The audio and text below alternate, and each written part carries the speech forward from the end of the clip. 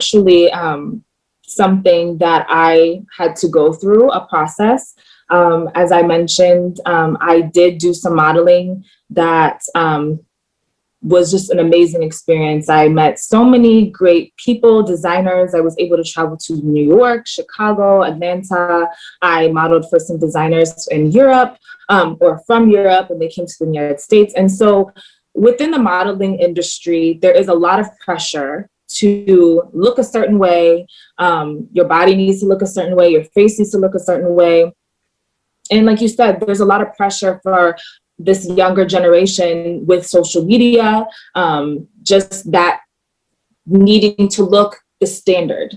And growing up, my parents instilled in me that beauty was not just on the outside, it was what's on the inside. And I reached a point in my modeling where I could see that I was veering off of that path of holding what was important and what made me beautiful to be what's on the inside. And I was so focused on looking the part and looking the way that I wanted to. So I took a long break.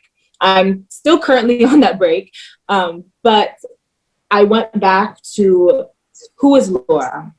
And I really invested time into figuring out at the core, at the foundational core, who am I and what do I want people to remember me for?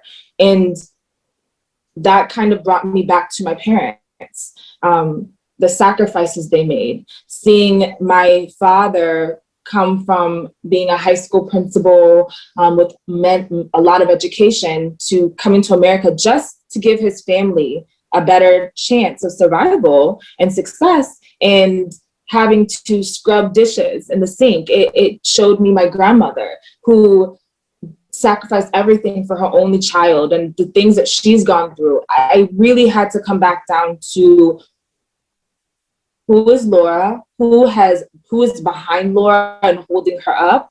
And that's what's really more important to me. And so I think sometimes taking a step away and not being so focused on the clothes, the makeup, the hair, all of these things that can really be super distracting, and accomplishing these beauty standards can really be distracting from who you are as a person. And so for me, it was really going back to my core and remembering who I was, and remembering the sacrifices that were made to allow me to even have the opportunity to do half of the things I was doing. And even to this day, I will find myself doing that. I had talked about becoming an American citizen. And I remember the day that my parents actually went to become citizens. I was at Missouri State. And I remember that entire experience going very over my head. I did not understand the level of commitment that it had taken them and what they had gone through to get to that point. And I think any person who can sit down, be quiet, and really think about the sacrifices that were made to get you to that point, there's just no way that you can just focus on the superficial things. You really start to focus on what's inside. And so that is what's kept me grounded. I refuse, even though I'm not perfect, I refuse to be someone that is solely focused on the superficial. It does not mean I don't want to look good. I completely understand. So, we all want to look presentable. We all want to look our best. But at the end of the day, I want to be remembered the way that I'm going to remember my parents and the way I'm going to remember my grandparents, as people who sacrificed and did everything for their family and their communities, and the contribution that they made. And so I would tell any young person, whether they're an immigrant, a child of immigrant or not, I would really tell them to focus. What do you want people to really remember when all of this is stripped away? How are they going to remember you? And what do you want people to remember you by? And however you get there is where you need to start. And it just kind of helps you keep that balance. So, what would I have told the younger me? And that younger me is still that person is still the same person who is still reinventing myself until I feel like I progress somewhere. I wanted that I'm happy and comfortable and have a legacy. Right now, I'm looking for a legacy. But what I would have told myself is have a vision board. Is get a vision board. I would have drawn my dot as soon as I came here.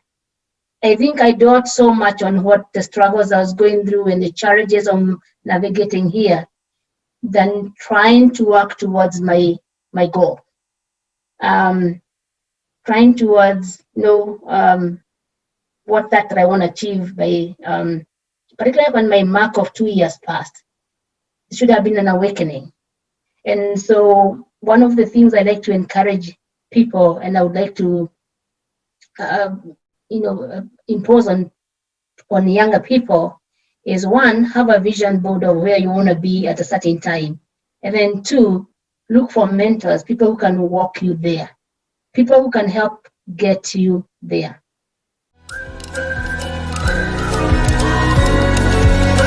My name is Nicholas Ngige. My name is Sebastian. I am Patavi. I'm Grace Maringanga. I'm Ruth. Diane Stevenson. Jen Magadi. Smilka Dewa. Christina Vivid. Safi Uizeye. Jaja Uizeye. Agatha Kinethia. Faiza. Dr. John Mwangi. My name is DeAndrea Weeks, and I am with Virginia for Africa. I am with Nintendo for Africa. I am with Vitendo for Africa. And I am with Vitendo for Africa. I am with. I am with I am with Vitendo for Africa.